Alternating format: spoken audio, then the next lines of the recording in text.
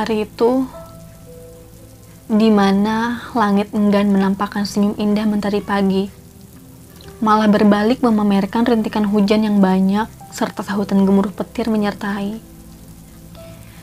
Semua yang terjadi pagi ini seolah mendukung rasa di hatiku. Sakit. Sungguh teriris rasanya perasaan tak terlihat ini. Mengapa harus ada ratusan hari kemarin? Aku menyaksikan pemakamannya tanpa ada yang menghalangi. Melihat dengan jelas ketika jenazahnya masuk ke dalam liang lahat. Beberapa orang membantu memayungi jasad yang sudah terbungkus kain kafan yang sedikitlah terbasahi oleh gerimis tak diundang. Masih dilingkari perban yang membungkus bagian kepala, aku tetap memaksa ingin melihat jasadnya untuk yang terakhir kali. Tubuhku hanya sedikit basah di bagian lutut hingga kaki saja, karena Dewi sahabatku memberi naungan dalam sebuah payung untuk kami berdua. Air mataku tak bisa berhenti menangisi kepergiannya yang terlalu mendadak menurutku. Abang bohong padaku, Dewi. Ujarku sembari berusaha menghentikan tangisan ini. Dewi mendekat kepadaku. Perlahan mengusap pundak dan menenangkan diriku. Aku hancur seketika itu. Mengapa bertemu jika kemudian kami harus dipisahkan dengan cara ini, Tuhan? Zehan Wira. Lelaki yang begitu aku cinta, sangat kusayangi. Pernikahan yang baru seumur jagung dia hianati begitu saja tanpa iba. Ikrar suci, janji telah dibuat sehidup semati bahagia bersama apapun yang terjadi. Perlahan tapi pasti, lelaki itu membuktikan keseriusannya untuk meminangku menjadi istrinya. Setelah perkenalan berjalan sekitar 4 bulan saja. Ya, ayah yang memperkenalkan dia padaku sebagai alumni berprestasi di universitas di mana ayah bekerja sebagai dosen. Ketika itu, lelaki itu membantuku menjadi pembimbing penyusunan skripsiku. Tepatnya lebih dari setahun silam. Dia sosok penyabar, ramah, sopan dan santun, serta pribadi yang begitu memesona. Kala itu, aku kagum kepada Zehan Wira. Begitu pula dengan dirinya yang dalam diamnya berhasil. Aku luluhkan hati dan perasaannya. Hingga akhirnya, ia memberanikan diri untuk menyampaikan niat baik serta ketulusan yang dimilikinya untuk menjalin hubungan serius denganku. Aku lelaki setia, maka dari itu aku ingin menikahimu saja, bukan memintamu untuk menjadi kekasih sementara. Katanya sebelum hari lamaran itu tiba. Aku hanya menanggapinya dengan senyuman. Rasanya aku malu padanya yang begitu bisa menjaga perasaannya demi satu kata setia. Pasalnya, aku terlalu sering bergonta-ganti pacar sejak SMA. Masa lalumu bukanlah aib, tapi itu pelajaran agar kamu bisa memaknai apa arti kata kesetiaan. Ujarnya ketika aku menyampaikan masa laluku yang tidak sebaik masa lalunya. Sungguh, dia lelaki baik dan tidak untukku. Dia si taat pada agamanya, sementara aku berusaha tidak meninggalkan rukun Islam dan mengimani rukun yang 6. Hanya saja tubuhku belum terbalut jilbab yang seharusnya. Sebagai bukti, rambut panjangku masih terurai ketika aku dan dirinya bercakap. Aku bukan si soleh yang taat dan tidak memiliki dosa. Aku hanya berusaha untuk tidak meninggalkan sholat 5 waktu dan perintah dari agamaku saja. Dia tidak pernah menyudutkan perilaku diriku yang bertentangan dengan apa yang diyakininya. Namun dengan sendirinya aku rela merubah pribadi menjadi lebih baik karena sikap lemah lembut yang sering dia tunjukkan padaku dengan caranya yang unik. Aku mencintainya. Singkatnya, pernikahan kami berlangsung setelah itu. Pesta meriah telah terselenggara.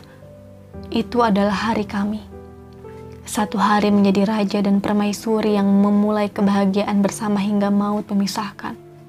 Ya, itu janjiku. Tidak hanya hingga maut memisahkan kita, Naura.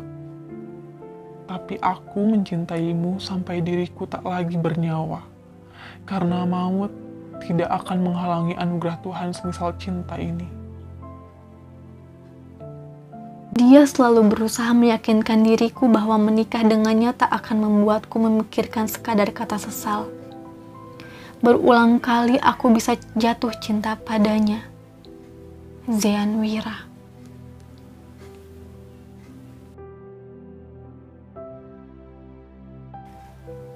Tujuh hari setelah hari pernikahan, kami pergi untuk berbulan madu. Menjauh dari kebisingan jalanan raya yang dipenuhi sesak dan debu polusi. Kami mencari udara sejuk, pantai dengan desiran angin dan ombak, suasana malam penuh hiasan bintang dan ketenangan. Satu kota tujuan telah menjadi pilihan kami untuk singgah lebih dari 1 pekan.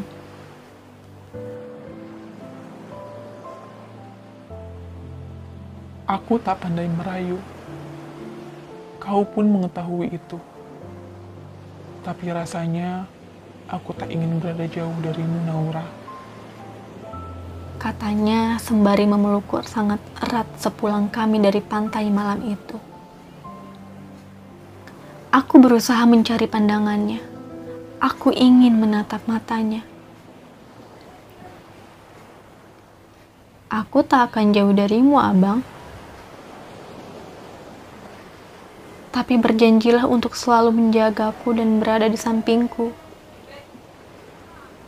Ujarku ketika berhasil memandang sejuk matanya.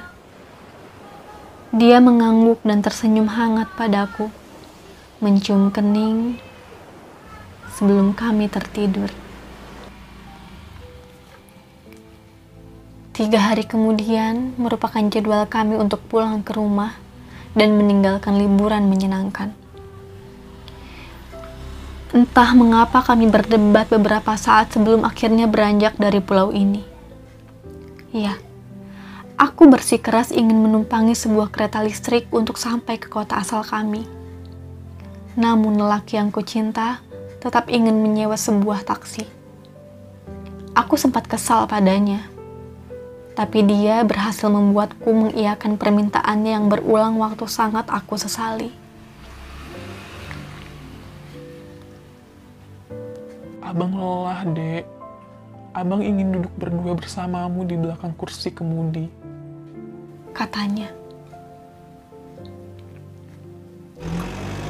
Kami pun duduk berdua di balik kursi depan. Sang sopir taksi dengan apik dan sangat hati-hati mengemudikan mobil sejenis sedan ini. Abang tak hentinya bercerita banyak hal.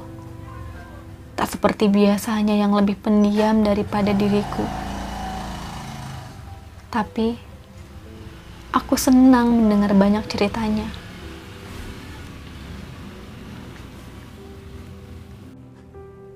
Abang beritahu ya, Dek. Kamu harus bahagia. Abang akan selalu bersamamu dimanapun tempatnya nanti. Ujarnya tiba-tiba. Abang ini bicara apa? Aku tidak mengerti. Tanyaku. Abang hanya tertawa kecil menanggapi pertanyaan seriusku. Dek, Abang sangat mencintaimu. Abang kembali bersikap manis padaku dan tak melepaskan pelukannya meski di depan kemudi ada sang sopir.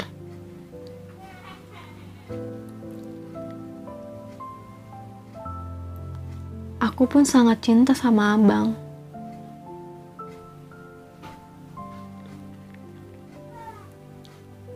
Manusia hanya berencana, namun Tuhan mengerti apa yang terbaik. Astagfirullahaladzim. Ucap abang berteriak nyaris di telingaku.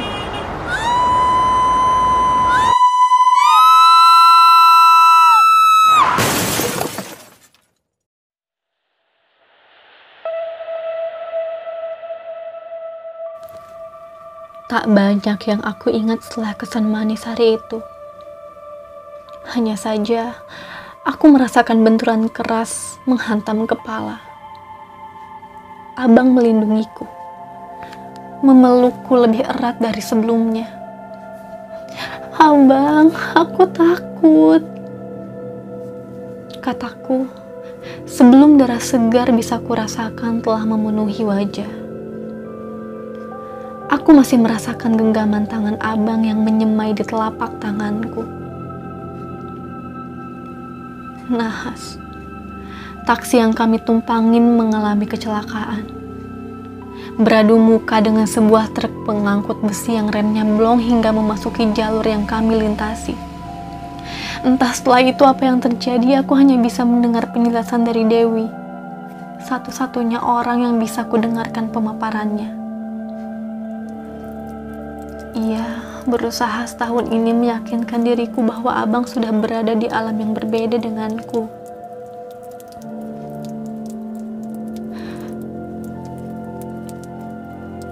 Aku ingin pulang menumpangi kereta listrik saja, abang. Abang berbohong pada Naura. Abang tinggalkan Naura, tak menjaga seperti yang sudah abang ikrarkan hari itu padaku. Rintihku nyaris setiap hari.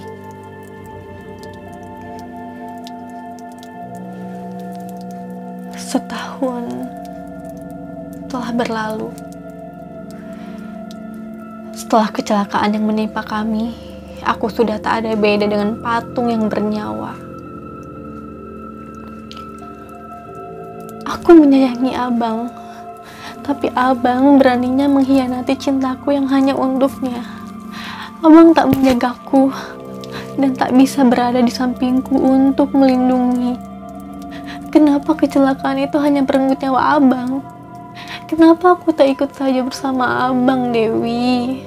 Aku ingin ikut dengan abang saja. Teriakku di pemakaman pagi itu. Ku peluk tanah coklat kemerahan yang masih basah karena air hujan. Ku usap pula nisan abang.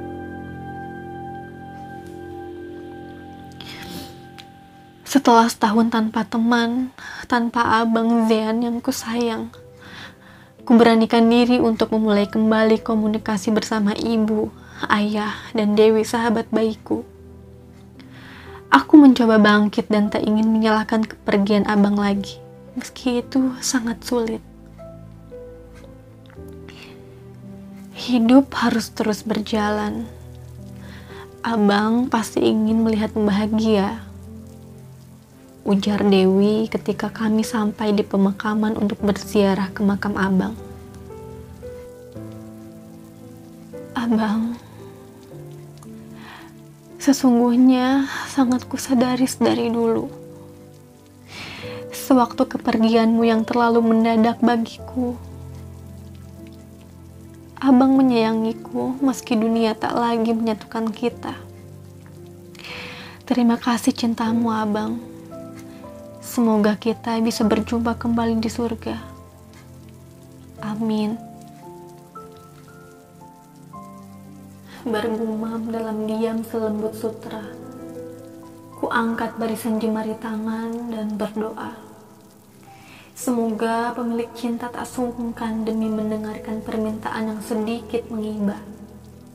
Ku pasrahkan setetes rasa duka yang bersemayam dalam sanubari teristimewa. Terhanyut gemuruh rindu yang kerap melanda. Oh Sang Maha Cinta, tegarkan jasad yang masih bernyawa dan tetap beri aku cinta. Hingga ku tahu sang fajar mengintip di balik awan pagi. kicauan burung yang rela menghinggapi, dan kebiruan langit yang mampu menjadi saksi bahwa aku titipkan satu rindu teruntuk jiwa yang satu. Aku merindukanmu, Abang.